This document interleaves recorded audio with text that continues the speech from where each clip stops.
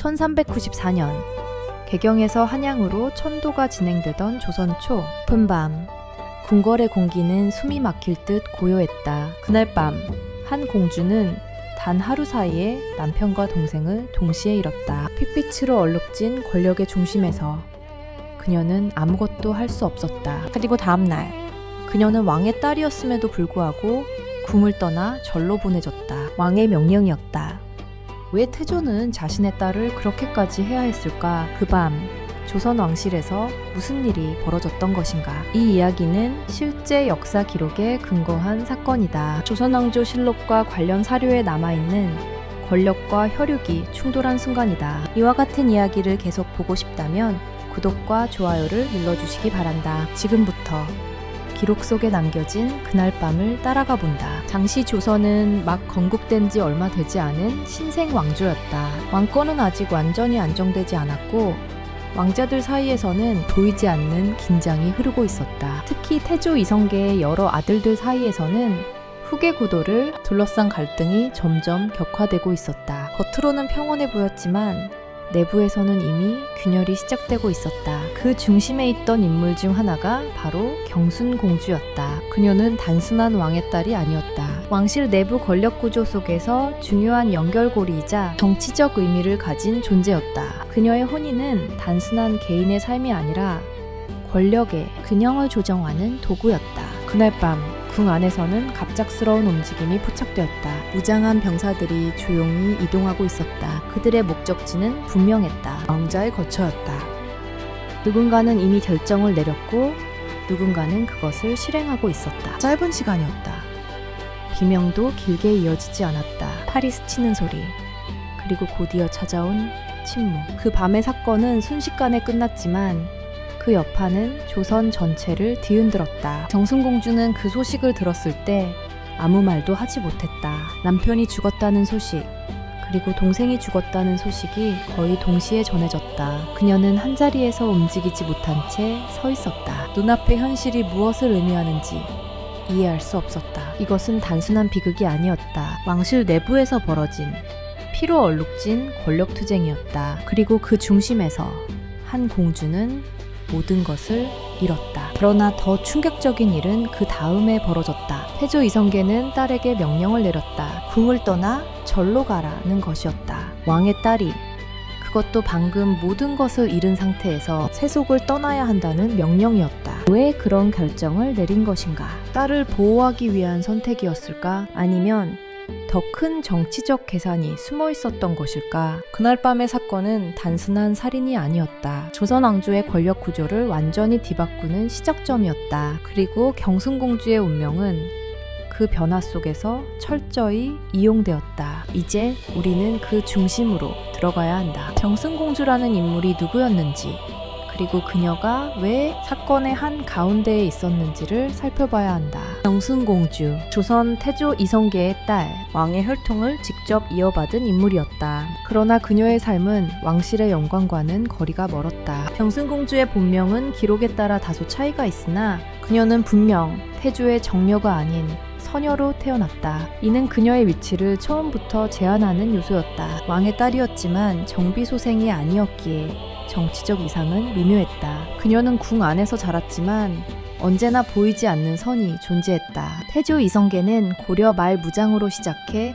새로운 왕조를 세운 인물이었다. 그는 수많은 전쟁과 정치적 결단을 통해 왕위에 올랐다. 그러나 왕위에 오른 이후에도 그의 주변에는 여전히 긴장과 불안이 감돌고 있었다. 그 긴장의 중심에는 그의 아들들이 있었다. 특히 신덕 왕후 강씨 소생의 왕자들과 다른 왕자들 사이의 갈등은 점점 격화되고 있었다. 왕비의 출신과 자식들의 서열은 단순한 가족 문제가 아니었다. 그것은 곧 권력의 향방을 결정짓는 요소였다. 이러한 상황 속에서 경순공주는 단순한 억녀가 아니었다. 그녀의 혼인은 정치적 의미를 지니고 있었다. 왕실과 특정 세력을 연결하는 중요한 고리였다. 그녀가 누구와 혼인하느냐에 따라 권력의 균형은 달라질 수 있었다. 경순공주의 남편은 조선 초기 권력 구조 속에서 중요한 위치에 있던 인물이었다. 그는 단순한 사대부가 아니었다. 왕자들과 긴밀하게 연결된 정치적 인물이었다. 그의 존재는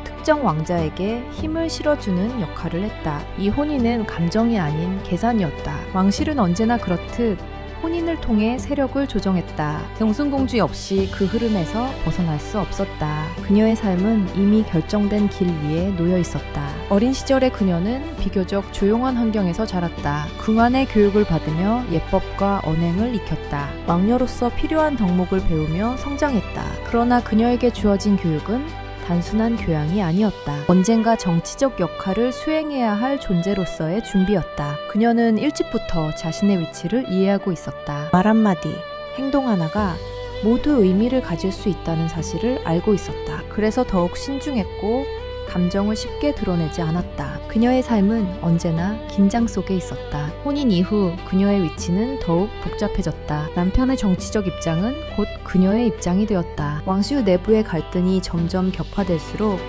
그녀는 그 중심에 가까워지고 있었다. 그녀는 선택하지 않았지만 이미 선택된 상태였다. 당시 조선의 권력 구조는 단순하지 않았다. 태조의 의중, 왕비의 영향력, 왕자들의 경쟁, 그리고 대신들의 이해관계가 얽혀 있었다. 이 모든 것이 서로 충돌하며 불안정한 균형을 이루고 있었다. 경순공주는 그 복잡한 구조 속에 놓여 있었다. 그녀의 남편은 특정 왕자와 가까운 관계를 유지하고 있었다. 이는 곧 다른 왕자들에게는 위협으로 인식되었다. 조용히 이어지던 긴장은 점점 노골적인 대립으로 변하고 있었다. 누군가는 먼저 움직여야 하는 상황이 다가오고 있었다. 경순공주는 이러한 변화를 감지하고 있었다. 궁안의 분위기는 점점 무거워지고 있었다. 사람들의 시선이 달라지고 있었다. 말하지 않아도 알 수 있는 긴장감이 공기를 채우고 있었다. 그녀는 알고 있었다. 이대로라면 언젠가는 사건이 터질 것이라는 사실을, 그리고 그 사건이 단순한 갈등으로 끝나지 않을 것이라는 것도. 그러나 그녀에게는 선택권이 없었다. 왕녀로 태어난 순간부터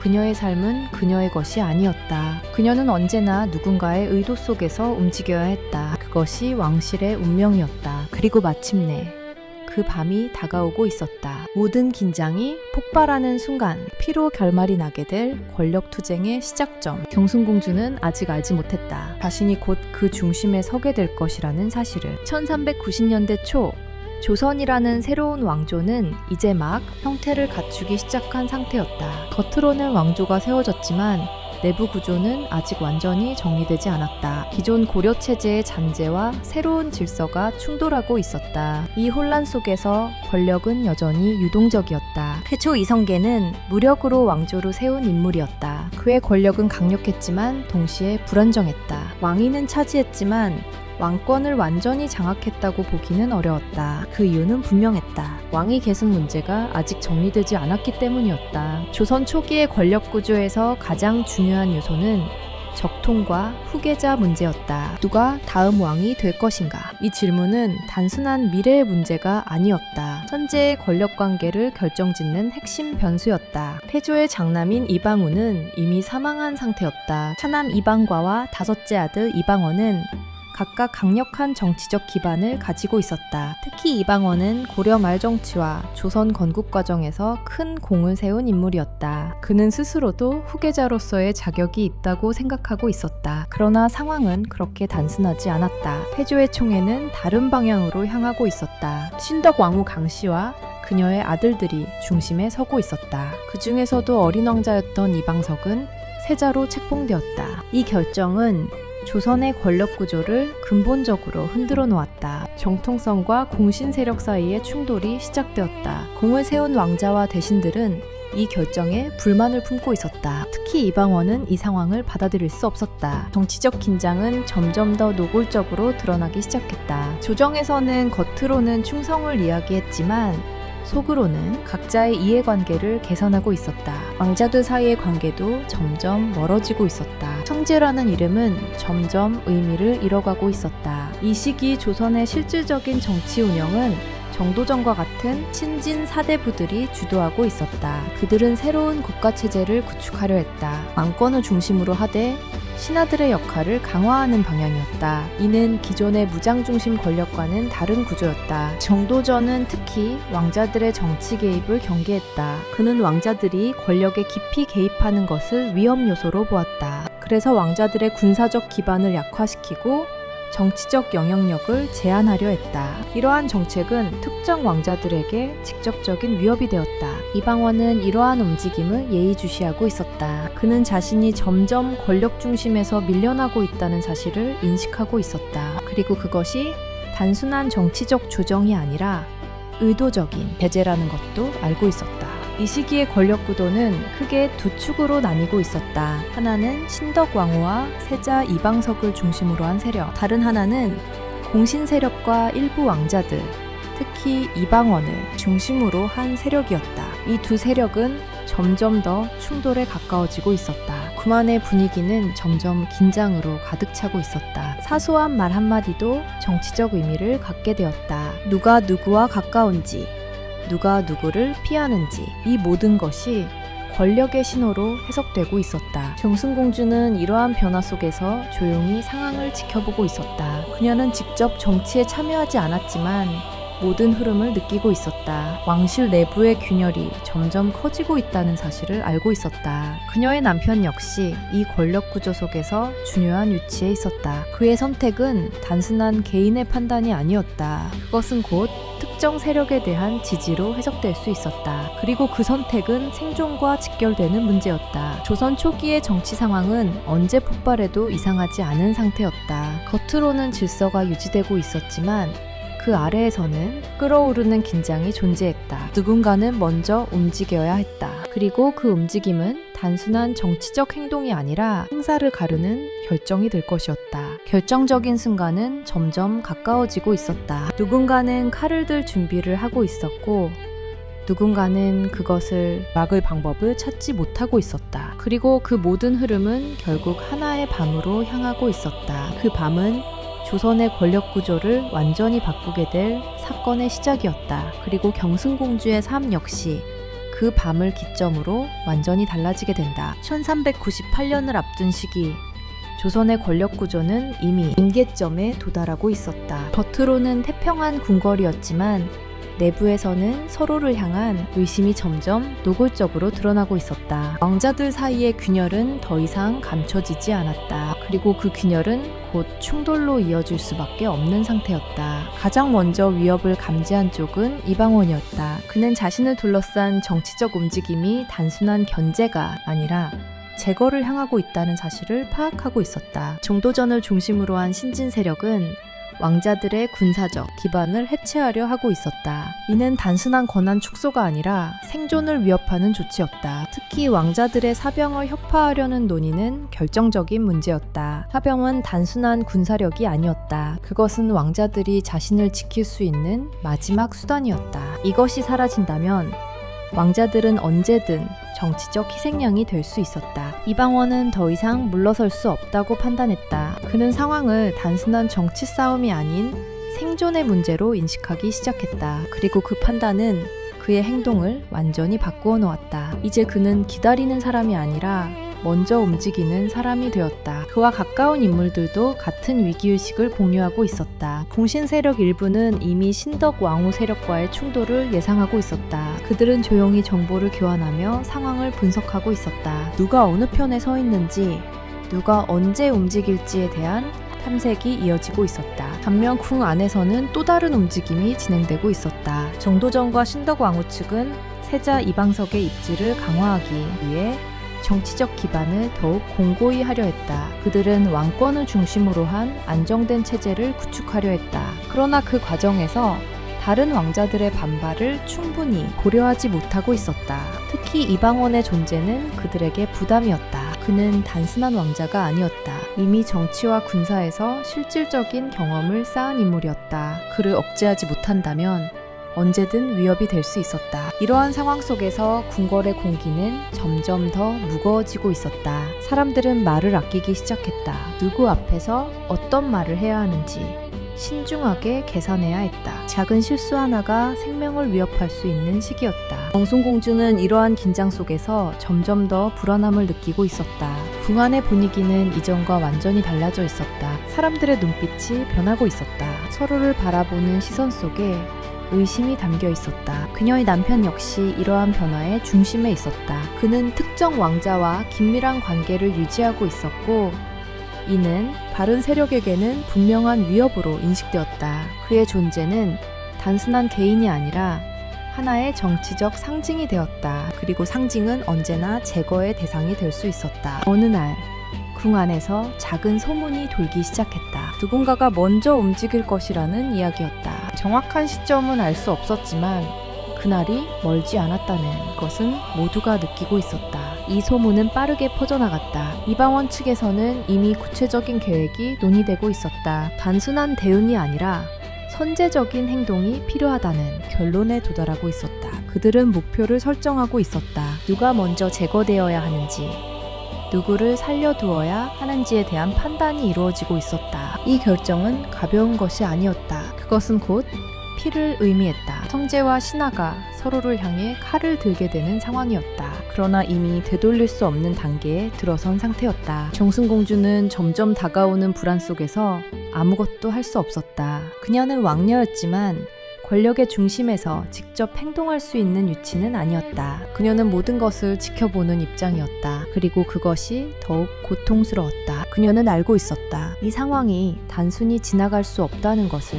누군가는 반드시 희생될 것이고 그 희생은 개인의 문제가 아니라 왕실 전체에 영향을 미칠 것이라는 사실을. 밤이 깊어질수록 궁궐은 더욱 조용해졌다. 그러나 그 조용함 속에는 폭풍 전야의 긴장이 숨겨져 있었다. 누군가는 이미 칼을 준비하고 있었고 누군가는 사실을 알지 못한 채 잠들어 있었다. 그리고 마침내 그 밤이 다가오고 있었다. 피로 시작될 권력의 재편. 그 시작은 생각보다 훨씬 가까운 곳에서 준비되고 있었다. 1398년 여름, 조선의 권력 중심은 더 이상 균형을 유지하지 못하고 있었다. 겉으로는 조정이 정상적으로 운영되고 있었지만 내부에서는 이미 충돌이 불가피한 단계에 도달해 있었다. 왕자들 사이의 긴장은 극단으로 치닫고 있었다. 이제 남은 것은 언제, 어떻게 폭발하느냐였다. 이방원은 더 이상 기다리지 않기로 결정했다. 그는 상황을 정확히 분석하고 있었다. 정도전과 신덕 왕후 세력이 계속해서 영향력을 확대한다면 자신은 결국 제거될 것이라는 판단이었다.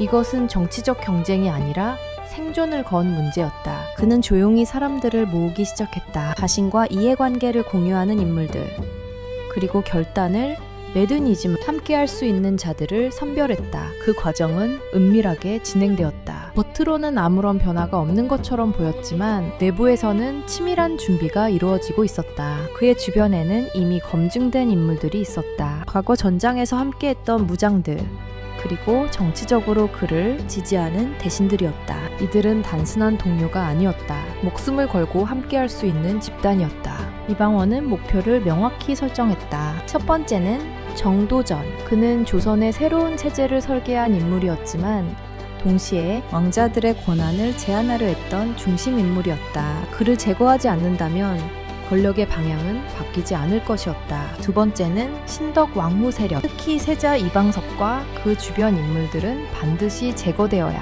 하는 대상으로 인식되었다. 이들은 단순한 가족이 아니라 정치적 경쟁자였다. 그리고 이 경쟁은 타협으로 끝날 수 없는 성격의 것이었다. 계획은 단순하면서도 치밀했다. 빠른 시간 안에 주요 인물들을 동시에 제거하는 것이 핵심이었다. 시간이 지체되면 반격의 가능성이 생기기 때문이었다. 그래서 모든 움직임은 한밤중에 이루어질 예정이었다. 이방원은 직접 실행에 참여하기로 결정했다. 그는 이 사건을 단순히 지시하는 위치에 두지 않았다. 자신이 앞장서야 한다고 판단했다.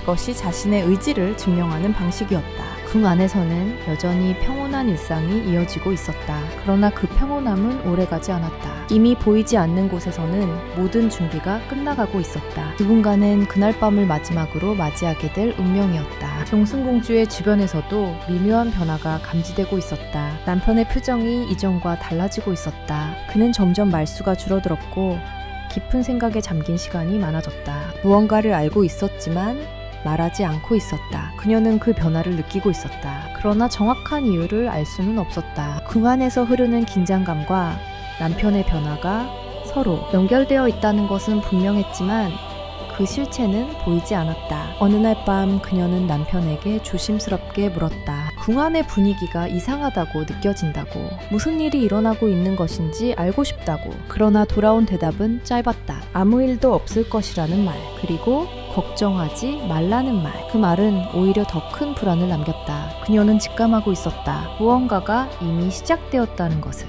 이방원의 계획은 점점 완성 단계에 들어가고 있었다. 시간과 장소, 그리고 실행 순서가 모두 정해졌다. 이제 남은 것은 단 하나였다. 결정적인 순간을 기다리는 것이었다. 그날 밤은 특별한 날이 아니었다. 겉으로는 평소와 다르지 않은 밤이었다. 그러나 그 평범함 속에서 조선의 권력 구조를 뒤흔들 사건이 준비되고 있었다. 아무도 알지 못한 채 시간은 그 순간을 향해 흐르고 있었다. 궁궐의 문이 닫히고 등불이 하나둘 꺼지기 시작했다. 사람들은 각자의 자리에서 하루를 마무리하고 있었다. 그러나 일부는 잠들지 않았다. 그들은 기다리고 있었다.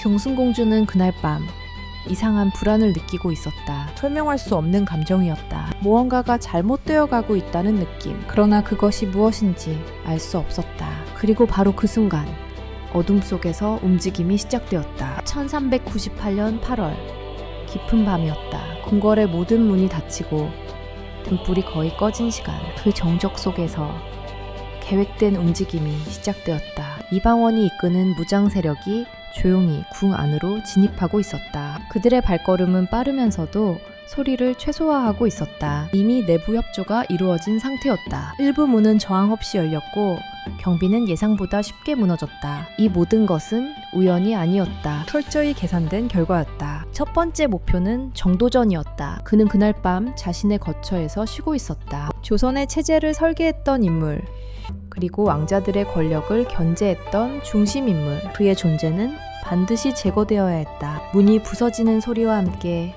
무장한 병사들이 들이닥쳤다. 그는 상황을 이해할 시간조차 없었다. 짧은 저항이 있었지만 결과는 이미 정해져 있었다. 팔이 내려졌고 모든 것이 끝났다. 이어지는 목표는 신덕왕후 세력이었다. 궁 안의 특정 구역으로 이동하는 병사들의 움직임은 더욱 빨라졌다. 시간이 지체될수록 위험이 커지기 때문이었다. 모든 행동은 동시에 이루어져야 했다. 세자 이방석의 거처도 예외가 아니었다. 어린 왕자는 갑작스러운 상황을 제대로 인식하지 못한 채 혼란에 빠졌다. 그러나 그 혼란은 오래가지 않았다. 그 역시 그날 밤의 희생자가 되었다. 그와 함께 있던 인물들, 그리고 그를 지키던 사람들 또한 같은 운명을 맞이했다. 궁 안에서는 짧고 강한 충돌이 연속적으로 발생하고 있었다. 비명은 길게 이어지지 않았다. 모든 것이 빠르게 끝나고 있었다. 이 사건은 단순한 충돌이 아니었다. 명확한 목표를 가진 제거 작전이었다. 살아남아야 할 사람과 제거되어야 할 사람이 이미 정해져 있었다. 그 기준은 오직 권력이었다. 이방원은 직접 현장을 지휘하고 있었다. 그는 한치의 망설임도 보이지 않았다. 이미 마음속에서 결정을 내린 상태였다. 이 선택이 어떤 결과를 가져올지 알고 있었지만 물러설 수 없었다. 궁 안의 질서는 완전히 무너지고 있었다. 누군가는 도망치려 했고 누군가는 상황을 이해하지 못한 채 혼란 속에 있었다. 그러나 그 혼란 속에서도 계획은 흔들리지 않았다. 모든 것은 정해진 순서대로 진행되고 있었다. 정순공주의 거처에서도 이상한 기운이 감지되기 시작했다. 멀리서 들려오는 소음,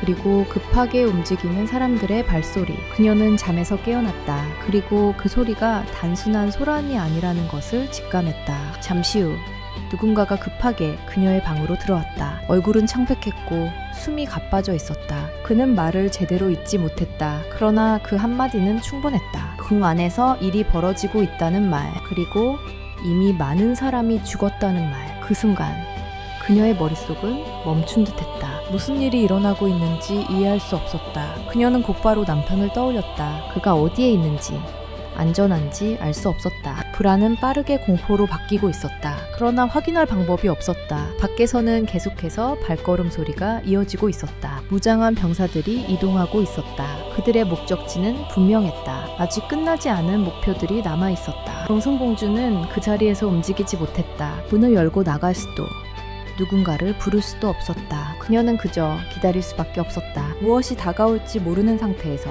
그날 밤 왕실 내부의 권력은 완전히 뒤집히고 있었다. 수년간 쌓여온 긴장이 단 몇 시간 만에 폭발하고 있었다. 그리고 그 중심에서 수많은 사람들이 목숨을 잃고 있었다. 이방원의 계획은 거의 완성 단계에 들어가고 있었다. 주요 인물들은 대부분 제거되었고 남은 것은 결과를 정리하는 일이었다. 그러나 이 사건의 여파는 단순히 그날 밤으로 끝나지 않을 것이었다. 경순공주는 아직 알지 못했다. 자신에게 가장 큰 충격이 곧 다가올 것이라는 사실을. 그리고 그 충격은 단순한 상실이 아니라 그녀의 삶 전체를 바꿔놓게 될 것이었다. 그 밤의 마지막 장면이 이제 그녀를 향해 다가오고 있었다. 1398년 8월의 그 밤은 이미 되돌릴 수 없는 지점에 도달해 있었다. 궁궐 곳곳에서 벌어진 충돌은 대부분 끝났고 주요 인물들은 거의 제거된 상태였다. 그러나 그날 밤의 비극은 아직 완전히 끝나지 않았다. 경순공주에게 가장 잔혹한 순간이 이제 시작되고 있었다. 그녀는 여전히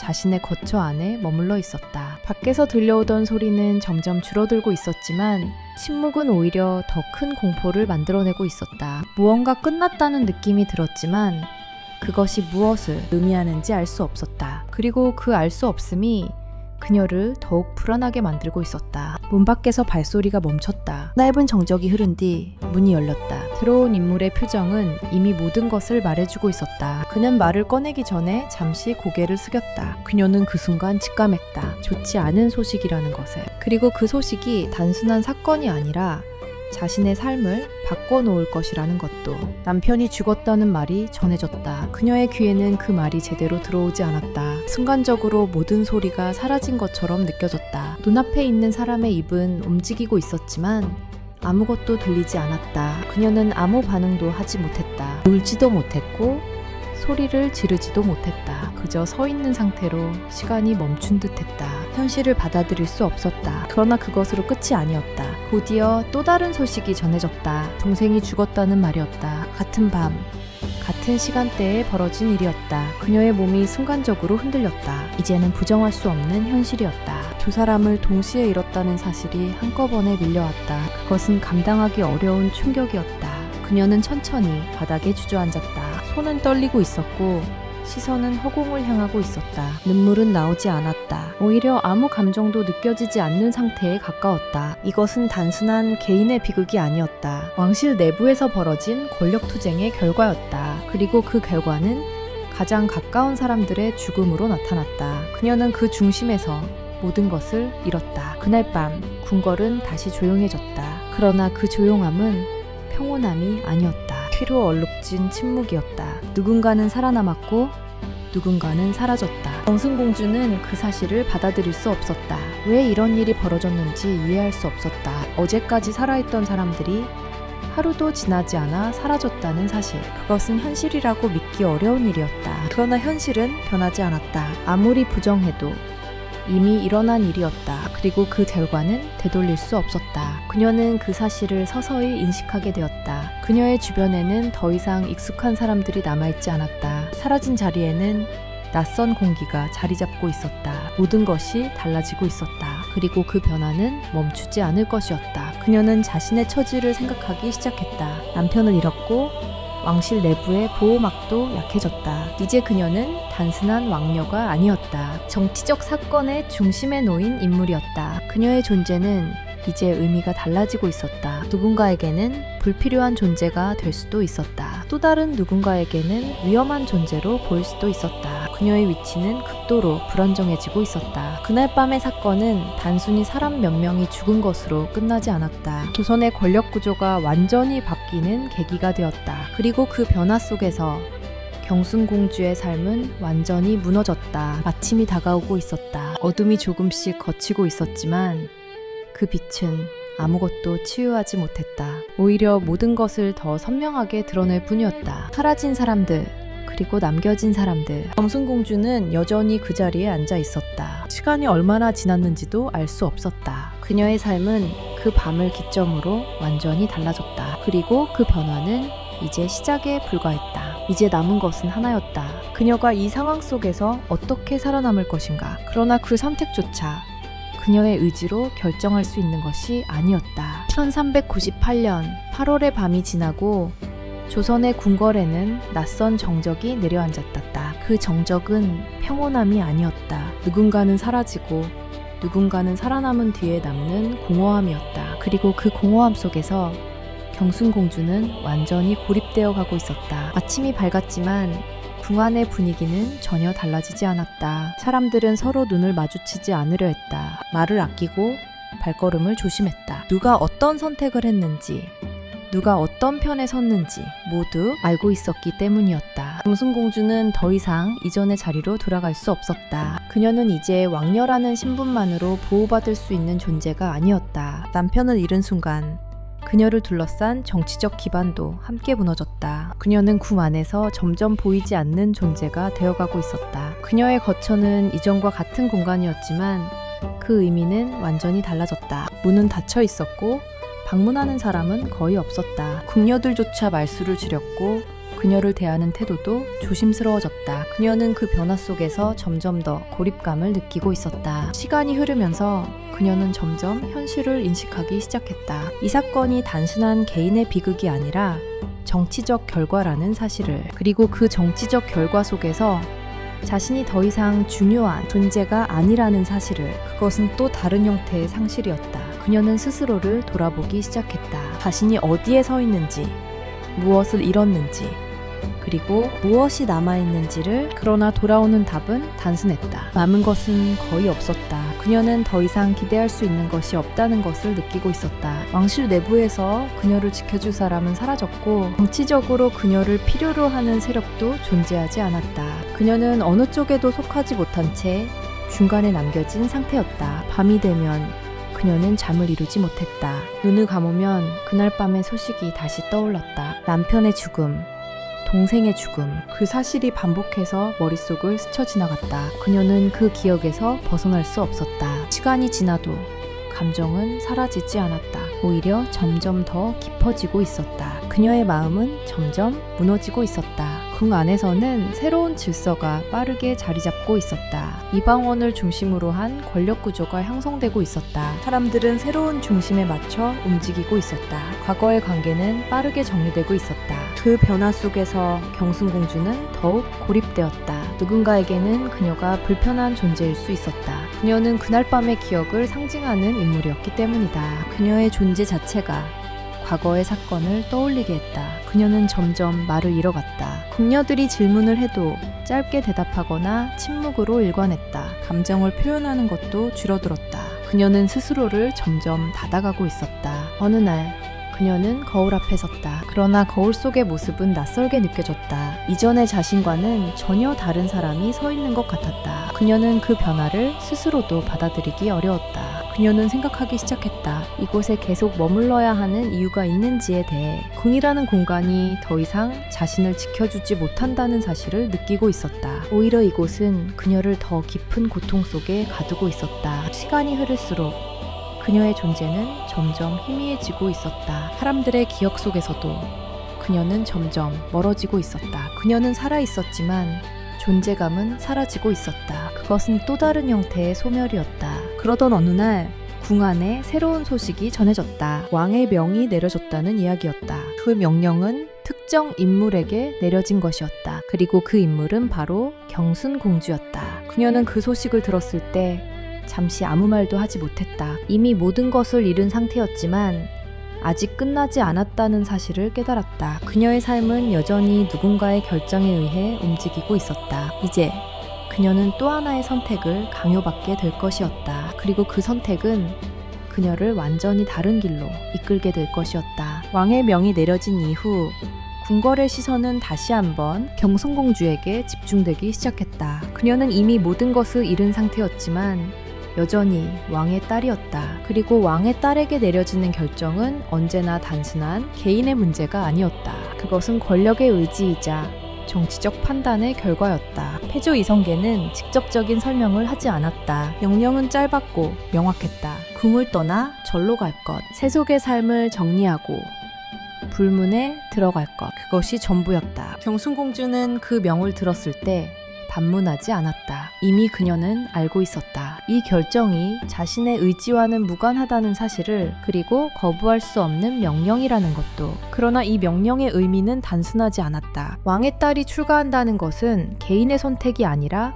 정치적 조치였다. 궁 안에서 완전히 배제된다는 의미였고 동시에 더 이상 권력 구조에 포함되지 않는다는 선언이었다. 그녀는 이제 왕실 내부에서 완전히 분리되는 존재가 되고 있었다. 이 소식은 궁 안에서 빠르게 퍼졌다. 사람들은 이 결정을 다양한 방식으로 해석했다. 어떤 이들은 그녀를 보호하기 위한 조치라고 생각했다. 또 다른 이들은 위험 요소를 제거하기 위한 결정이라고 보았다. 그녀의 주변에는 여전히 몇몇 인물들이 남아 있었다. 그 중에는 어린 시절부터 그녀를 가까이에서 지켜보던 궁녀도 있었다. 그리고 또 한 사람, 그녀의 곁을 끝까지 떠나지 않았던 인물이 있었다. 그 인물은 신분이 높지 않았다. 그러나 오랜 시간 동안 경순공주를 보좌하며 함께해온 사람이었다. 궁안의 변화 속에서도 그는 마지막까지 그녀를 떠나지 않았다. 그의 존재는 단순한 수행자가 아니었다. 그는 그녀에게 조심스럽게 말을 건넸다. 이 결정이 어떤 의미를 가지는지 알고 있느냐고.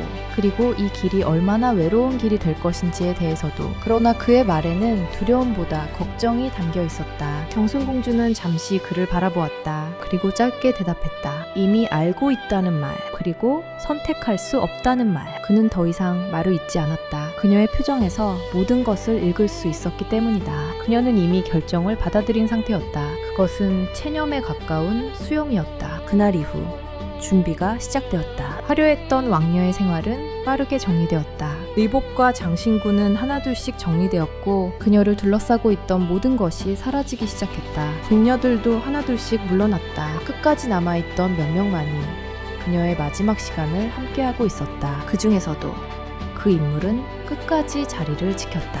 그는 마지막 순간까지 그녀를 떠나지 않았다. 그는 그녀에게 물었다. 정말로 아무런 감정이 없는 것인지, 이 모든 일을 그대로 받아들일 수 있는 것인지. 그러나 그 질문에 대한 답은 길지 않았다. 감정은 이미 그 밤에 끝났다는 말. 남아있는 것은 그저 따라야 할 길뿐이라는 말. 그녀의 목소리는 조용했지만 흔들림이 없었다. 이미 모든 것을 내려놓은 사람의 목소리였다. 출발하는 날이 다가오고 있었다. 궁궐의 문을 나서는 순간 그녀는 더 이상 왕녀가 아니게 된다. 그녀는 세속과 단절된 삶을 살아야 하는 존재가 된다. 그것은 되돌릴 수 없는 변화였다. 그 인물은 마지막까지 고민하고 있었다. 자신이 이 길을 함께 가야 하는지에 대해. 궁에 남는다면 안정된 삶을 유지할 수 있었다. 그러나 떠난다면 모든 것을 버려야 했다. 결국 그는 선택을 내렸다. 그는 그녀를 따라가기로 했다. 이 결정은 단순한 충성이 아니었다. 그것은 인간적인 선택이었다. 경순공주는 그 사실을 알게 되었을 때 잠시 그를 바라보았다. 그리고 아무 말도 하지 않았다. 그러나 그 짧은 침묵 속에는 많은 의미가 담겨 있었다. 그녀는 처음으로 완전히 혼자가 아니라는 사실을 느끼고 있었다. 궁궐의 문이 열리는 날, 그녀의 삶은 완전히 다른 방향으로 향하게 된다. 그리고 그 길 위에서 그녀는 더 이상 과거의 인물이 아니게 된다. 1398년 한양. 정국궁의 아침은 조용했지만 그 고요함은 이전과 전혀 다른 의미를 가지고 있었다. 그날은 단순한 이별의 날이 아니었다. 한 왕녀의 삶이 완전히 끝나고 또 다른 삶이 시작되는 순간이었다. 경순공주는 마지막으로 궁궐 안을 바라보고 있었다. 오랫동안 살아왔던 공간, 수많은 기억이 쌓여있던 장소. 그러나 이제 그 모든 것은 그녀와 아무런 관계가 없는 것이 되어가고 있었다.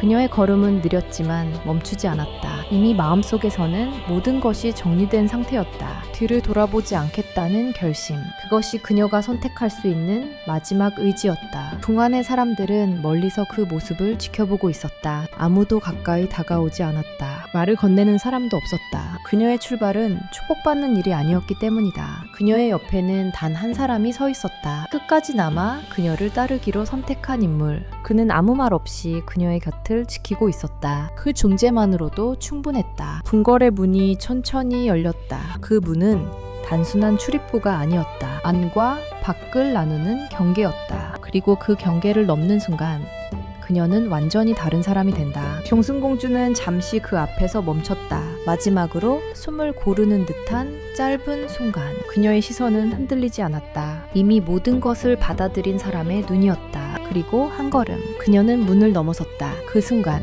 그녀의 신분은 사라졌다. 왕의 딸이라는 이름은 더 이상 그녀를 설명하지 못했다. 궁 밖의 공기는 낯설었다. 자유로운 공간이었지만 동시에 아무것도 없는 공간이었다. 그녀는 이제 어디에도 속하지 않은 존재가 되었다. 그것이 그녀에게 주어진 새로운 현실이었다. 뒤에서는 문이 닫혔다. 그 소리는 짧았지만 모든 것을 끝내는 소리였다. 되돌아갈 수 없는 길이 완전히 닫힌 순간이었다. 그녀는 그 소리를 들었지만 돌아보지 않았다. 길은 이미 정해져 있었다. 그녀가 향해야 할 곳은 절이었다. 세속과 단절된 공간, 권력과 완전히 분리된 세계였다. 이동하는 동안 그녀는 거의 말을 하지 않았다. 함께 걷는 인물 역시 침묵을 유지했다. 두 사람 사이에는 설명이 필요 없었다. 이미 모든 상황을 이해하고 있었기 때문이다. 도성의 풍경은 평소와 다르지 않았다. 사람들은 일상을 이어가고 있었다. 그러나 그 속에서 한 왕녀의 삶이 완전히 사라지고 있다는 사실을 아는 사람은 거의 없었다. 그녀의 변화는 조용히 진행되고 있었다. 절에 도착했을 때 모든 것은 준비되어 있었다. 이미 왕의 명이 전달된 상태였다. 그녀를 받아들일 준비가 되어 있었다. 그녀의 새로운 삶은 이미 시작되고 있었다. 경순공주는 입구 앞에 섰다. 이곳은 궁궐과 완전히 다른 공간이었다. 소리도 분위기도 모든 것이 달랐다. 그녀는 잠시 그 차이를 느끼고 있었다. 그리고 천천히 안으로 들어갔다. 그 순간 그녀의 과거는 완전히 끝났다. 이제 그녀는 다른 이름으로 살아가야 하는 존재가 된다. 그것은 단순한 변화가 아니라 완전한 단절이었다. 함께 따라온 인물은 그녀의 뒤를 조용히 따랐다. 그 역시 이제 이전의 삶으로 돌아갈 수 없었다. 그의 선택은 되돌릴 수 없는 것이었다.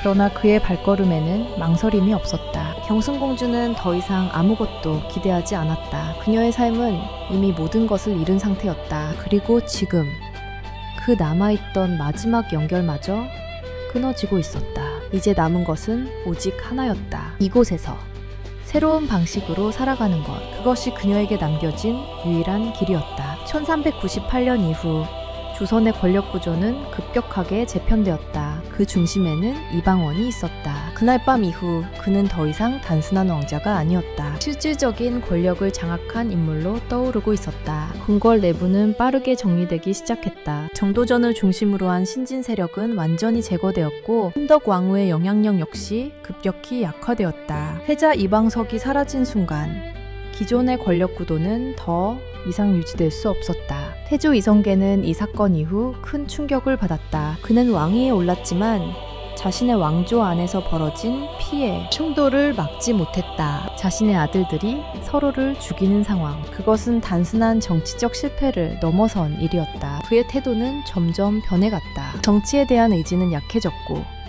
왕으로서의 역할에도 거리를 두기 시작했다. 조정의 분위기 역시 달라지고 있었다. 이방원을 중심으로 한 새로운 질서가 자리 잡고 있었다. 대신들은 빠르게 움직였다. 누가 새로운 중심인지 판단하고 그에 맞춰 입장을 정리했다. 충성의 방향은 바뀌고 있었다. 그리고 그 변화는 매우 현실적이었다. 이방원은 단순히 사건을 일으킨 인물이 아니었다. 그는 그 이후의 상황까지 통제하고 있었다. 권력의 공백을 빠르게 채우고 자신의 기반을 강화해 나갔다. 그의 행동은 매우 체계적이었다. 그는 조정을 장악하는 데 집중했다. 군사력뿐만 아니라 행정과 인사까지 영향력을 확대해 나갔다. 이제 그는 누구도 쉽게 견제할 수 없는 위치에 올라가고 있었다. 그날 밤의 선택은 그를 권력의 중심으로 끌어올렸다. 한편 궁 밖으로 밀려난 인물들의 운명은 빠르게 잊혀지고 있었다. 그날 밤 희생된 사람들에 대한 언급은 점점 줄어들었다. 기록은 남았지만 현실에서는 그 의미가 희미해지고 있었다. 권력은 항상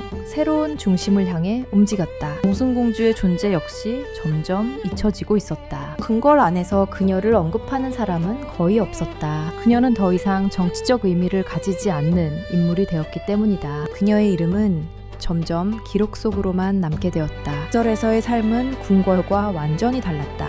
그곳에는 권력도 경쟁도 없었다. 그러나 그렇다고 해서 평온함이 곧 위로가 되는 것은 아니었다. 그녀의 마음속에는 여전히 지워지지 않는 기억이 남아있었다. 시간은 흘러갔다. 궁궐에서는 새로운 정치가 계속해서 이어지고 있었고 궁궐에서는 조용한 일상이 반복되고 있었다. 두 공간은 완전히 다른 흐름 속에 있었다. 함께 절로 향했던 인물은 여전히 그녀의 곁에 있었다. 그는 말이 많지 않았지만 항상 같은 자리에 있었다. 그 존재는 눈에 띄지 않았지만 사라지지도 않았다. 그는 변하지 않는 유일한 요소였다. 경순공주는 점점 말을 줄이고 있었다. 과거를 떠올리는 일도 줄어들고 있었다. 그러나 그것이 완전한 잊힘을 의미하지는 않았다. 그녀는 그 기억을 마음속 깊은 곳에 묻어두고 있었다. 조선은 계속해서 변화하고 있었다. 이방원은 결국 왕위에 오르게 되고 새로운 시대를 열게 된다. 그 과정에서 수많은 정치적 변화가 이어진다. 그러나 그 시작점에는 언제나 그날 밤이 존재하고 있었다. 그 밤의 사건은 조선 역사에서 중요한 전환점이었다. 권력은 피를 통해 재편되었고 새로운 질서가 만들어졌다. 그리고 그 과정에서 많은 개인의 삶이 희생되었다. 경순공주의 삶 역시 그중 하나였다. 그녀의 이야기는 점점 사람들의 기억에서 사라지고 있었지만 기록 속에서는 여전히 존재하고 있었다. 그 기록은 단순한 사건의 나열이 아니었다. 그 시대의 선택과 결과를 보여주는 증거였다. 이제 남은 것은 하나였다.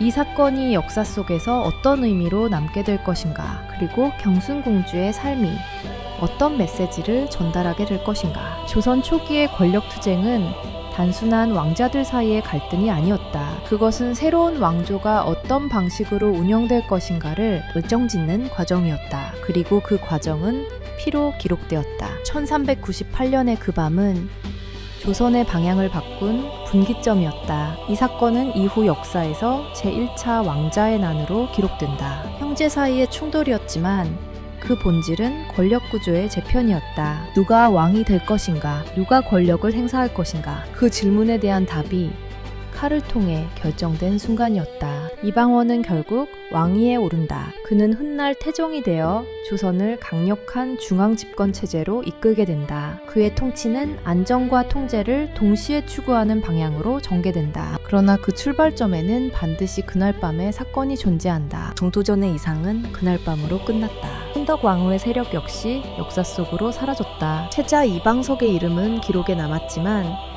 권력의 중심에서는 완전히 지워졌다. 조선의 초기 설계는 그 사건을 통해 완전히 수정되었다. 그리고 그 중심에서 경순공주의 삶은 완전히 바뀌었다. 그녀는 왕의 딸로 태어났지만 권력의 보호를 받지 못했다. 오히려 권력의 충돌 속에서 가장 먼저 배제된 존재가 되었다. 그녀의 삶은 선택이 아닌 결과였다. 소설에서의 그녀의 삶은 기록이 많지 않다. 그녀가 어떤 생각을 했는지, 어떤 감정을 느꼈는지는 자세히 남아있지 않다. 그러나 한 가지는 분명하다. 그녀는 조선 왕실의 가장 격렬한 순간을 온몸으로 겪은 인물이었다. 그녀는 하루 사이에 모든 것을 잃었다. 남편과 동생, 그리고 자신의 자리.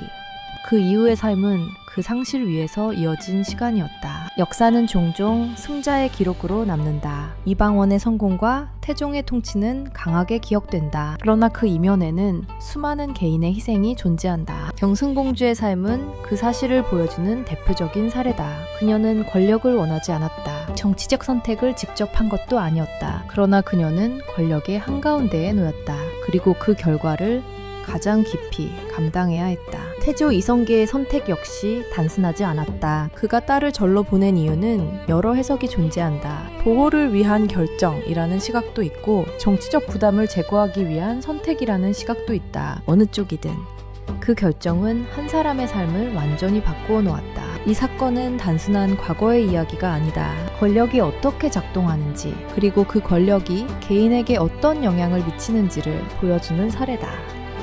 역사는 언제나 구조와 개인이 동시에 움직이는 공간이다. 경순공주의 이름은 화려하게 남지 않았다. 그녀는 위대한 업적을 남긴 인물로 기록되지도 않았다. 그러나 그녀의 삶은 조선이라는 국가의 가장 어두운 순간과 연결되어 있다. 그 점에서 그녀의 존재는 결코 가볍지 않다. 조선왕조실록은 이 사건을 담담하게 기록한다. 사건의 흐름과 결과를 중심으로 서술한다. 그러나 그 기록 사이에는 드러나지 않는 감정이 존재한다. 그 감정은 기록되지 않았지만 분명히 존재했던 것이다. 우리는 그 기록을 통해 사건을 이해할 수 있다. 그러나 그 속에 있던 개인의 삶까지 완전히 이해할 수는 없다. 그래서 이러한 이야기는 반복해서 되짚어볼 필요가 있다. 그 안에 담긴 의미를 다시 생각하기 위해서다. 경순공주의 삶은 질문을 남긴다. 권력은 누구를 위해 존재하는가? 그리고 그 권력은 어떤 대가를 요구하는가? 그 질문은 조선시대에만 해당되는 것이 아니다. 역사는 반복되지 않지만 그 안의 구조와 선택은 언제나 비슷한 모습을 보인다. 권력은 언제나 중심을 만들고 그 중심 밖의 사람들은 그 결과를 감당해야 한다. 1398년의 그 밤, 한 왕녀의 삶이 끝나고 또 다른 삶이 시작된 순간, 그 사건은 단순한 과거가 아니다. 지금까지 이어지는 질문의 출발점이다. 1399년 초겨울, 한양의 공기는 유난히 차가웠다. 조정에서는 이미 새로운 질서가 굳어지고 있었고 사람들은 빠르게 그 흐름에 적응해가고 있었다. 그러나 궁궐 밖 산속의 한 절에서는 전혀 다른 시간이 흐르고 있었다. 정순공주는 이제 완전히 다른 삶 속에 있었다. 이름도 신분도 과거의 흔적도 점점 희미해지고 있었다. 그녀는 더 이상 누구의 딸도 누구의 아내도 아니었다. 그저 한 사람으로서 하루를 살아가고 있었다. 새벽이 되면 종소리가 울렸다. 그 소리는 궁궐의 북소리와는 전혀 달랐다. 명령이나 통제를 위한 소리가 아니었다. 단지 하루의 시작을 알리는 소리였다. 그녀는 그 소리에 맞춰 일어났다. 몸은 여전히 낯설었지만 점점 익숙해지고 있었다. 차가운 물로 얼굴을 씻고 정해진 자리로 향했다. 그 움직임에는 더 이상 망설임이 없었다. 처음 이곳에 왔을 때 그녀는 아무것도 할 수 없었다. 손에 쥔 것 하나 없이 모든 것을 잃은 상태였다. 그러나 시간이 흐르면서 그녀는 조금씩 새로운 방식에 적응해 갔다. 말없이 반복되는 일상 속에서 그녀는 서서히 자신을 다시 세워가고 있었다. 그녀는 종종 산 아래를 바라보았다. 멀리 보이는 길, 그 길을 따라가면 다시 도성으로 이어진다. 그러나 그녀는 알고 있었다. 그 길은 이제 자신과 아무런 관계가 없다는 것을. 함께 이곳에 온 인물은 여전히 그녀의 곁에 있었다. 그 역시 많은 것을 잃었지만 떠나지 않았다. 그는 말을 많이 하지 않았고 질문도 하지 않았다. 그저 같은 공간에서 같은 시간을 보내고 있었다. 어느 날 그는 조용히 물었다. 후회는 없는지에 대해. 그 질문은 짧았지만 의미는 깊었다. 그는 답을 기대하지 않았지만 그럼에도 묻고 있었다. 정순공주는 잠시 생각에 잠겼다. 그리고 천천히 고개를 저었다. 후회라는 감정은 이미 지나간 것이라는 듯한 반응이었다. 그녀의 시선은 흔들리지 않았다. 그녀는 알고 있었다. 자신의 삶이 어떻게 흘러왔는지, 그리고 그 흐름 속에서 무엇을 잃었는지, 그 모든 것을 부정할 수 없다는 사실을 받아들이고 있었다. 절에서의 삶은 단순했다. 복잡한 계산도 숨겨진 의도도 없었다. 해야 할 일은 정해져 있었고 그 일을 반복하면 되었다. 그 단순함은 처음에는 낯설었지만 점점 익숙해졌다. 그녀는 점점 말을 줄여갔다. 필요한 말만 하고 불필요한 감정은 드러내지 않았다. 그 침묵은 억압이 아니라 선택에 가까웠다. 그녀는 스스로를 그렇게 만들어가고 있었다. 시간이 흐르면서 그녀의 얼굴도 변해갔다. 예전의 긴장과 불안은 점점 사라지고 있었다. 그 자리에 남은 것은 조용한 안정감이었다. 그 변화는 눈에 띄지 않지만 분명하게 존재하고 있었다. 어느 날 저녁, 산에 눈이 내리기 시작했다. 작은 눈송이가 천천히 내려앉았다. 소리 없이 쌓이는 그 눈은 모든 흔적을 덮어버리는 듯 했다. 그녀는 그 장면을 한참 동안 바라보고 있었다. 그녀의 과거 역시 저 눈처럼 덮여가고 있었다. 완전히 사라지는 것은 아니지만 더 이상 선명하지도 않았다. 기억은 남아있었지만 그것이 현재를 지배하지는 않았다. 그녀는 그 경계를 이해하고 있었다. 멀리서 들려오는 종소리가 다시 울렸다. 하루가 끝났다는 신호였다. 그녀는 자리에서 일어나 천천히 안으로 들어갔다. 그 움직임에는 어떤 망설임도 없었다. 이곳에서의 삶은 화려하지 않았다. 누구에게도 주목받지 않았고 기록될 일도 거의 없었다. 그러나 그 안에는 분명한 변화가 존재하고 있었다. 그 변화는 외부가 아니라 내부에서 일어나고 있었다. 정순공주는 더 이상 과거를 되돌아보지 않았다. 그녀는 앞으로 나아가는 것도 뒤를 돌아보는 것도 선택하지 않았다. 그저 현재를 살아가고 있었다. 그것이 그녀가 선택한 방식이었다. 그리고 그 선택은 누구의 명령도 아니었다. 처음으로 그녀 자신의 것이었다.